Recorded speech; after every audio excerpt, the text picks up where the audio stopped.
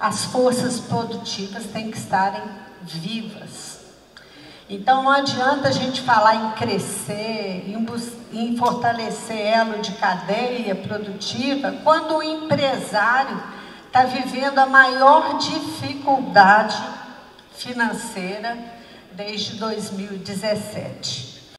Somos um grupo inspirado pela ideia do mosaico, peças diferentes organizadas para manter um conjunto maior. Acreditamos na bondade das pessoas, na liberdade dos indivíduos, na livre iniciativa e na solidariedade. Decidimos agir em favor do desenvolvimento humano, promovendo a capacitação dos indivíduos e os incentivando ao empreendedorismo. Ajude o Instituto Paraibuna a transformar a vida de milhares de pessoas. Instituto Paraibuna, Ação e Desenvolvimento Humano. Vamos ver se está falando?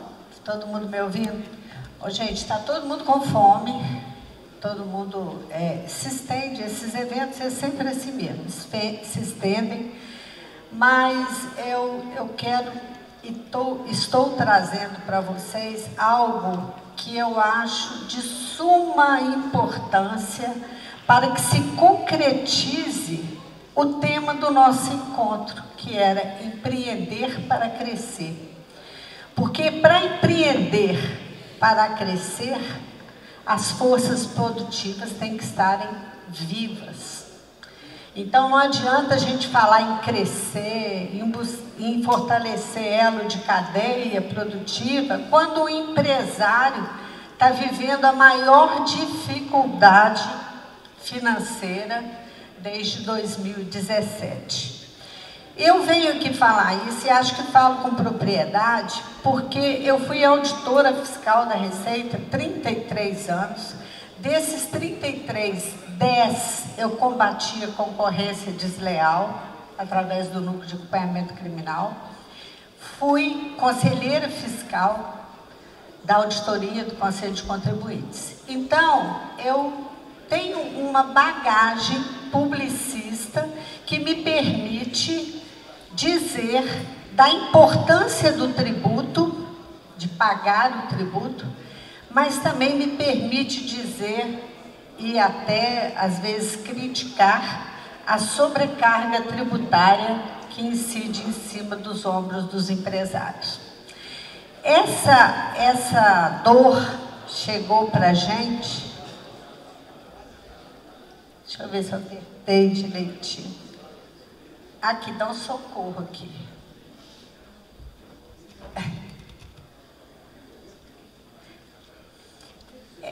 Para fazer esse estudo e fazer as propostas que vocês vão ver que nós vamos encaminhar, são propostas que não constituem novidades, são soluções pragmáticas que já existiram uma época e que, se agora forem implementadas, vai dar um respiro para o empresário. Mas antes de entender o que a gente podia propor, nós fizemos um estudo para definir quais são os problemas que levaram o empresariado a essa dificuldade financeira. Eu coloco aqui até como mais importante a sobrecarga tributária e a concorrência desleal. Porque, veja bem, quando a gente tem um Estado que oferece benefícios para fazer uma guerra fiscal e tira da nossa região alguma empresa que seria importante para o fortalecimento dos elos da cadeia, a gente vê que essa concorrência, ela tem que ser evitada. No estudo da reforma tributária, que foi aprovada agora, uma das coisas que eles colocam como mais importante é exatamente coibir essa concorrência desleal, criando aí 2 tributos, passando a tributação antes da origem para o destino, e por aí vai. Mas é preciso que se diga também que o empresário, ele vivencia uma burocracia infinita. 1.500 horas por ano ele dedica para poder atender as demandas do fisco. E agora, gente, a gente está vivenciando aí algo desastroso para, principalmente, o setor do vestuário, que é a invasão dos produtos asiáticos, que feriu de morte a isonomia do país. Hoje nós não temos, já está ferida a segurança jurídica, né? E agora a isonomia, porque produtos importados em valor menor que $50, se vem da China não paga nada, e na China não paga nada. E para a gente aqui vem a sobrecarga tributária.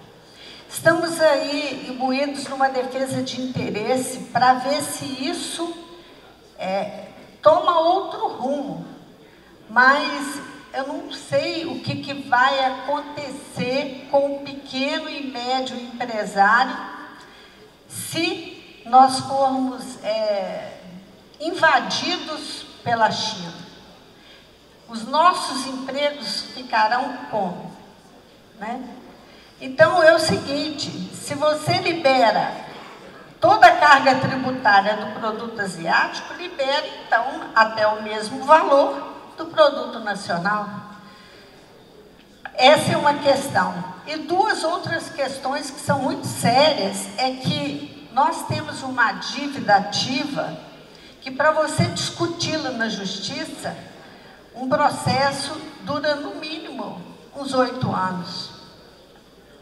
E hoje, nós estamos com uma dificuldade infinita de acesso a crédito.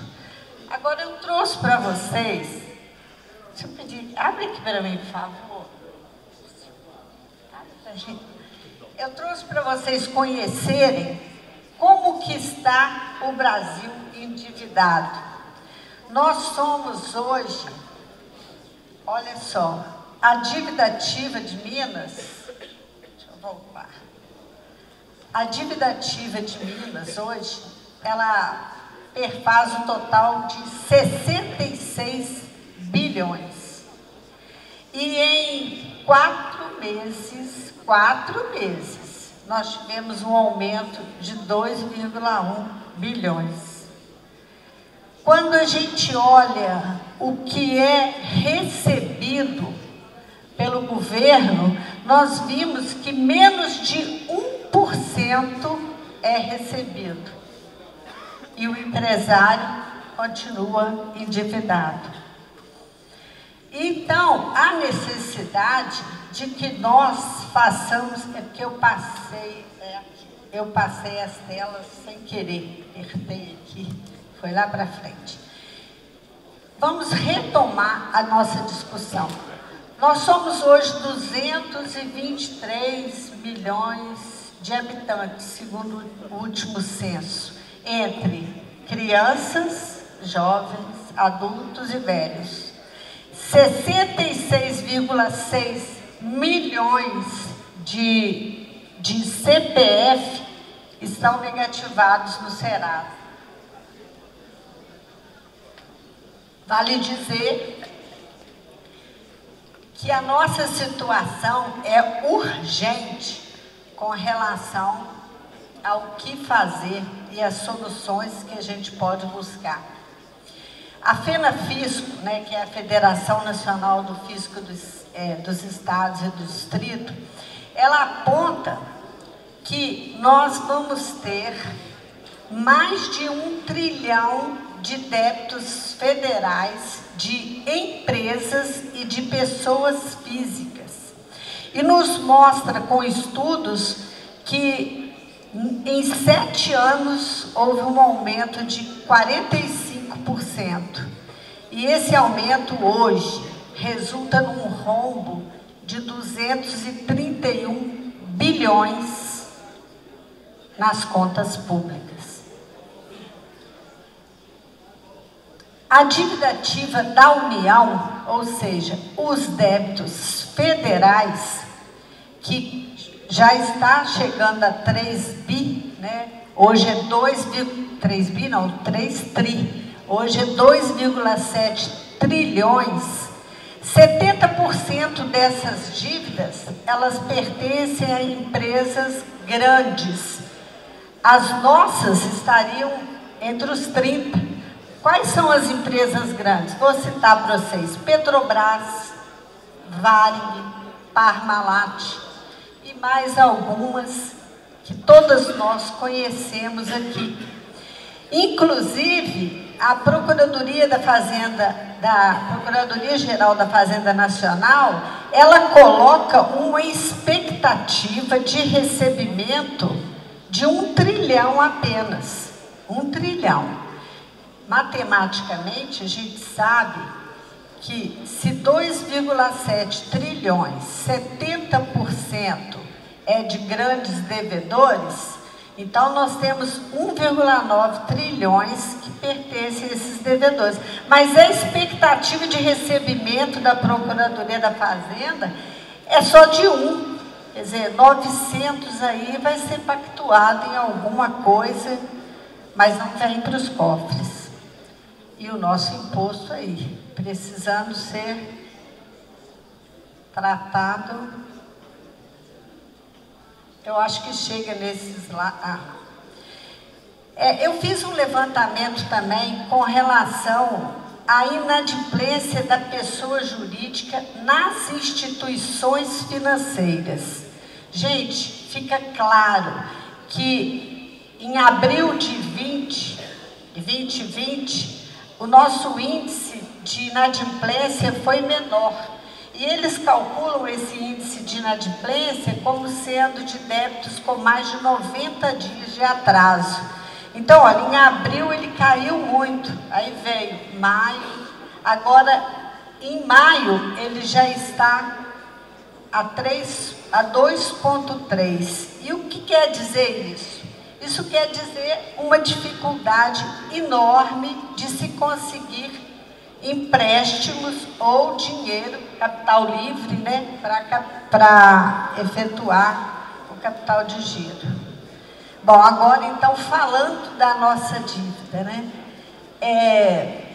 a gente tem que adotar medidas que são medidas pragmáticas, menos teoria e mais prática. A gente tem que olhar o que deu certo nos outros lugares, porque ninguém está aqui para inventar a roda. A roda já está inventada. Então, a gente tem que aplicar, sugerir, através de estudos, que é o que nós estamos fazendo, e vamos encaminhar também para o governador Zema, um estudo técnico, né, tanto técnico e jurídico, validado pela FIENG, que nos mostra ser possível o caminho que nós vamos indicar. Por quê? Porque 66 bilhões ajudaria demais o nosso governador.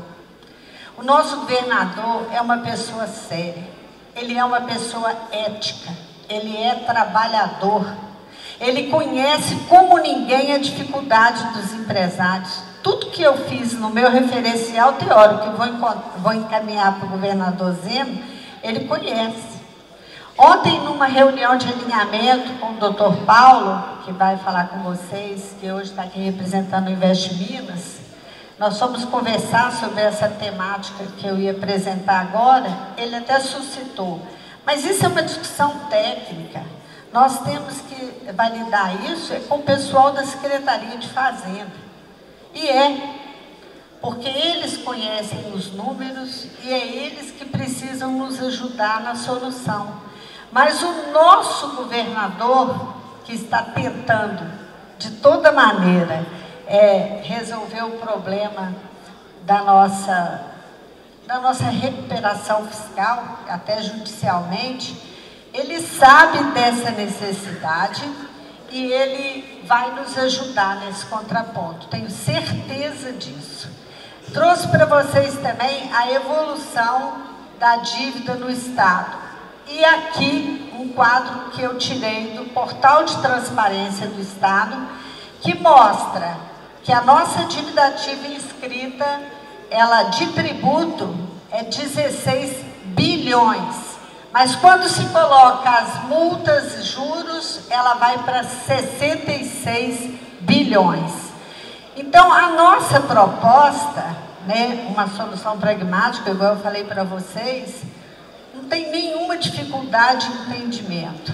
Primeiro que a questão da reforma tributária, eu vou até pular, porque eu não acredito que nós tenhamos, a não ser a simplificação da legislação, que nós tenhamos algo positivo no que está sendo apresentado e que foi julgado ao afogadilho, sem maior aprofundamento, né? Mas hoje o que existe na Receita Federal é o tal do litígio zero ou o PRFL, que é uma enganação, porque não existe ali um valor determinado, um arcabouço, né, financeiro, X pode ser parcelado, tudo isso depende de uma seara subjetiva de análise da Procuradoria-Geral da Fazenda Nacional, ou incide sobre débitos tributários irrisórios, né?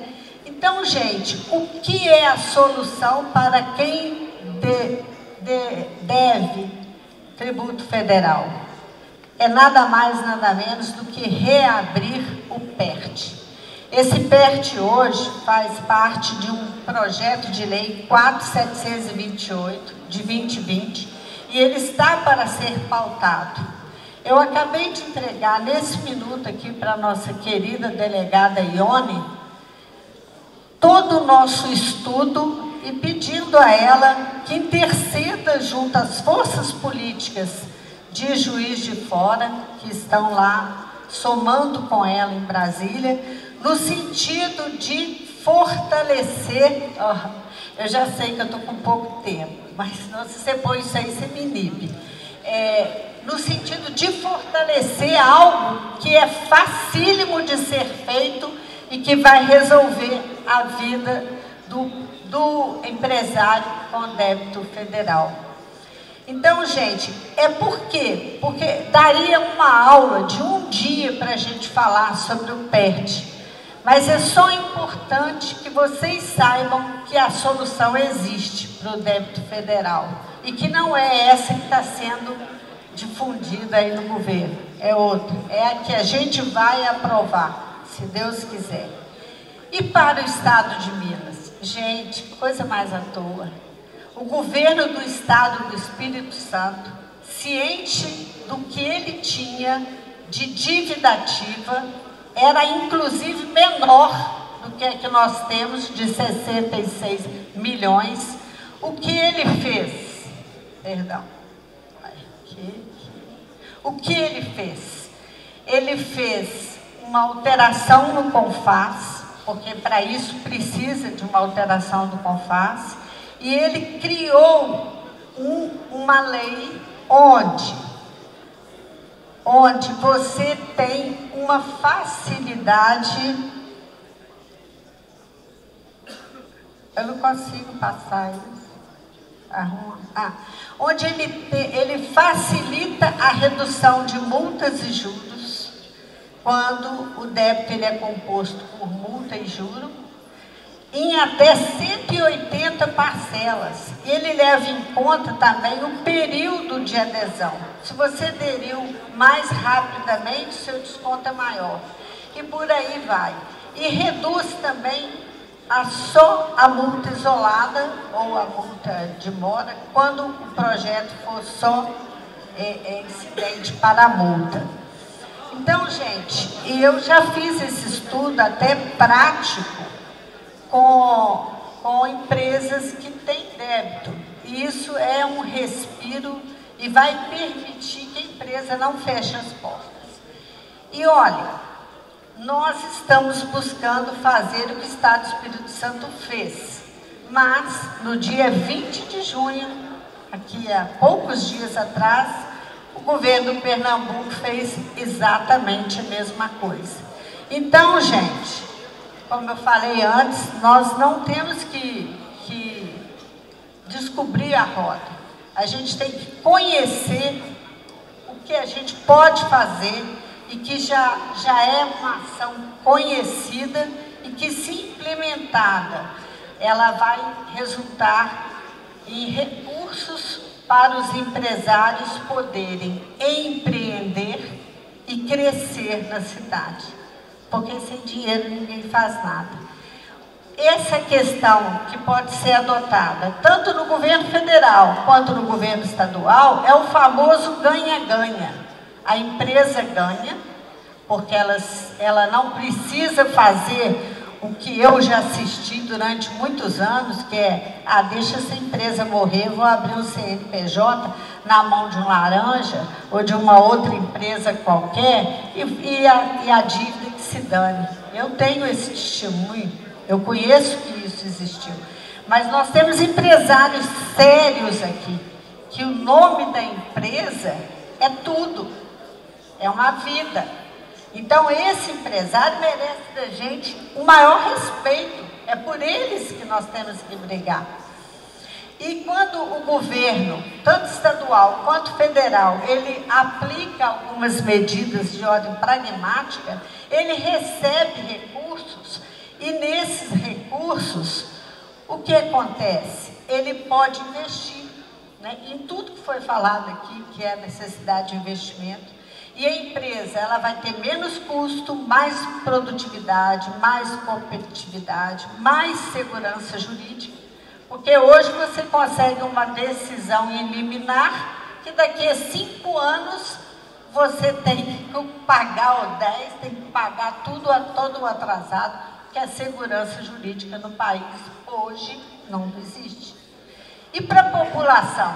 É o emprego, é a renda, é o retorno do serviço, é a participação. Então, essa justificativa desse interesse que a gente está desenvolvendo e que nós vamos discutir de maneira técnica em Belo Horizonte, inclusive com o aval e apoio da própria FIENG, né? Ela ganha, todo mundo ganha. E a gente pode crescer. E eu queria deixar aqui como reflexão e fico muito honrada que o Instituto Paraibuna use esse nosso desabafo como sendo um carro-chefe na tomada e na busca, né, do crescimento, porque, na verdade, nós somos mesmo a locomotiva. Sem a indústria, sem a produção, não há que se falar em nada das questões que foram discutidas por aqui. Então, SOS, os empresários, a medida é fácil, nós só precisamos de vontade política, e aqui também eu vou realçar, nós temos uma grande parceira, a delegada Sheila, que vai nos ajudar isso na esfera estadual, junto com o apoio do Noraldino. E vamos trabalhar, gente. E não podemos desacreditar, porque o Brasil é nosso. A gente tem que acordar para o que precisa ser feito para o empresariado. Obrigada.